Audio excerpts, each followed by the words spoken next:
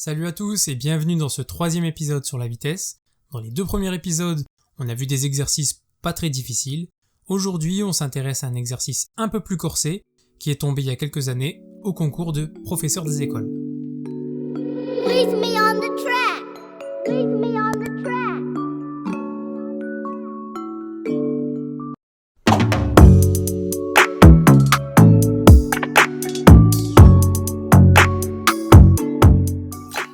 Pour ceux que ça intéresse, c'est un extrait du CRPE 2017. On est parti. Un randonneur marche pendant 12 km à 6 km/h, puis il marche 12 km à 4 km/h. Et on vous demande de calculer sa vitesse moyenne sur l'ensemble de ces 24 km qu'il a parcouru. Alors l'énoncé, on va le mettre en haut et on va le garder tout au long de l'épisode pour avoir un œil dessus. Et on y va. Alors le trajet se décompose en deux parties. Et avant de commencer les calculs, on va se rappeler que dans les épisodes précédents, on avait travaillé avec ce tableau. Et on nous demandait ici deux renseignements, la distance et la durée. Notre trajet se décompose en deux parties de 12 km chacune, donc la distance est de 24 km. Par contre, là tout de suite, la durée n'est pas donnée dans l'énoncé. Et pour répondre au problème, il nous faut absolument la durée de ce trajet. Alors on va se concentrer d'abord sur la première partie du trajet. Je vous propose deux méthodes, vous prenez celle que vous préférez. Alors la première méthode, c'est se baser uniquement sur la logique. Le randonneur va à 6 km/h. 6 km/h, ça veut dire qu'en une heure, il fait 6 km. Donc pour faire 12 km, il aura besoin de 2 heures. Donc cette première partie du trajet va durer 2 heures. Alors pour ceux qui savent qu'ils n'auront pas le réflexe de penser à ça, vous pouvez toujours utiliser le tableau.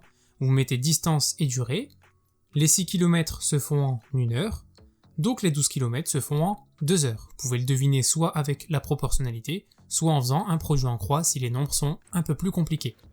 Dans tous les cas, la première partie de notre trajet va durer 2 heures. On se concentre maintenant sur la deuxième partie de notre trajet. Alors encore une fois les deux méthodes. Premièrement, vous pouvez dire que le randonneur marche à 4 km/h. Donc si les 4 km, il les fait en 1 heure, les 12 km, il les fera en 3 heures.